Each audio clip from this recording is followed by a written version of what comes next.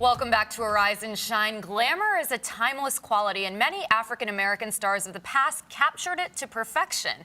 But their most fabulous photos were rarely seen in magazines with their white counterparts. Nichelle Gainer has unearthed a treasure trove of rare and stunning photographs that celebrate the beauty of African-American glamour in her new book called Vintage Black Glamour. Nichelle, so how did you come up with this idea for this book?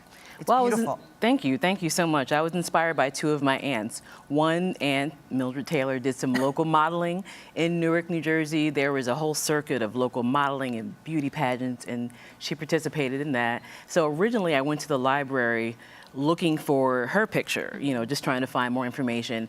And during the course of that, I came across so many others that were very similar to her. So, So that's the first one. So the family, trying to discover your family roots, led you on this incredible journey of creating this book, basically. Not so much the roots, really just her, because we were aware of it. Her pictures were a part of our family history.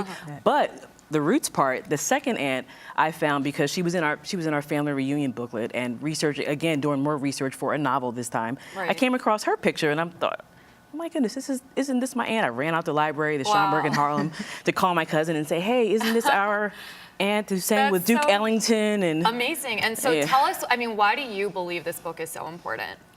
It's important to add to the visual and historical narrative of Black people around the world. It's very Americanized. I tried to have, an international element in there. I have Miriam Makeba, Celia Cruz in the book, but I really wanted to add to what people know or think they know about. If it's a well-known person like Eartha Kitt or Lena Horne, I'm going to show you a side of them that you have not seen before. And where did you come across these images? How were you able to get them? Everywhere. Mostly in archives, like places like the Schomburg Library, the Library of Congress, different public libraries across the country, and in those places, magazines like Jet, Ebony, Hue, the old magazines, and then different newspapers. And as you do that for a time, it helped me put two and two together, and I was able to think of the next place that you might be able to find more of those images. So I know the book came out recently. Yes. What images are you asked about the most?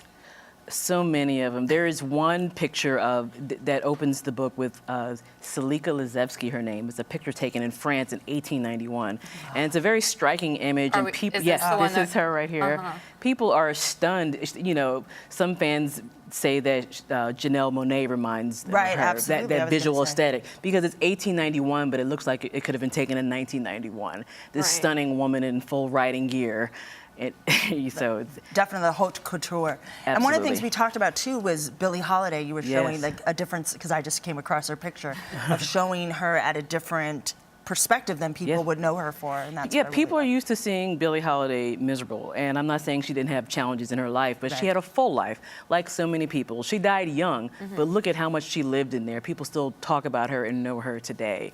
So I wanted to have a beautiful shot of her in the book and talk about her. What I wrote was Hazel Scott, who was also in the book. After Billie Holiday died, she told Ebony, she was not this sad lady day. She was a full human being, and I want young people to know that. Yeah, it's so easy to pigeonhole people. I think it's important to show other aspects of their personality. So tell us how you settled on Eartha Kitt as the cover.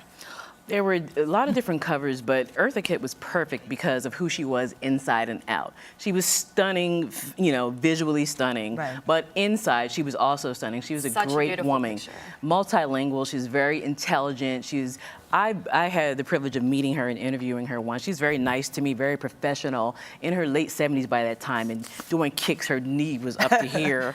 So, oh my gosh. Yeah. So doing research from your book, you also came across Rose Morgan. Can you tell us about her? Rose Morgan was wonderful. She was the woman that I was researching for the novel that led me to Vintage Black Glamour. She owned, we know all these celebrity hairstylists today that own salons. She owned the celebrity salon in the 40s and 50s, a multimillionaire. It was called Rose Made a House of Beauty in Harlem.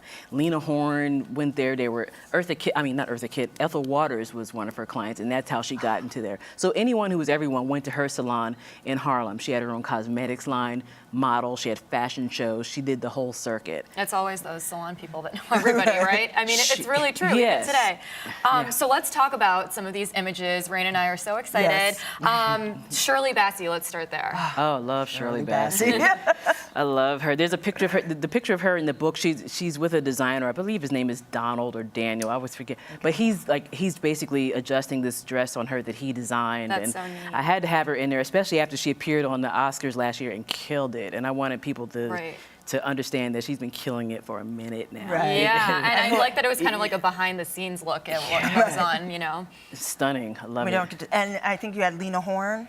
Yes, several Lena Hornes. There's one of her, this shot where she's trying on a dress. It looks like she's at Bergdorf's or something. Right. One of those salons where probably where she's getting something custom. Just stunning, you know. Oh, yeah, just gorgeous as always. You can have any picture of her. And she you're was gonna be blown gorgeous away. inside and out too. She was smart, interesting. And lady. I think one of my favorites is Nina Simone. Yes, Carnegie Hall. I love that one. Charles Teeny Harris took that picture. He chronicled Black life in Pittsburgh, Pennsylvania for 50 years, 50 years. Famous people and not so famous. And this picture of Nina Simone is her backstage. Yeah, I like it. She looks very relaxed and casual. And Love it. I just like that they're all kind of behind the scenes and it's not the official sort of, you know, headshot in a way. Exactly. I wanted it to be the exact opposite of the official or typical image that you see. And what about Princess Kuka of Sudan? Love her. She starred in 2 films with Paul Robeson in the 1930s. A real princess. She didn't speak any English, and so the press, you know, they had to go to the Claridge Hotel in London and kind of chat her up with translators, and they were, you know, they detailed every bit of her outfit which she wore. She was really interesting. You know, in this day and age, she'd be all over the place. Right. So tell us, how can we get the book before we leave? You can go to vintageblackglamourbook.com. or Amazon. It's on Amazon as well. So thank you so much. Thank Thank you you so much. What happens when you give a bunch of competitive cooks 300 pounds of bacon? Ugh. You get a takedown that's fierce, but smells great. Next, the Brooklyn Bacon Takedown. Oh yeah, and stay tuned. You're watching Arise and Shine. Still waking up.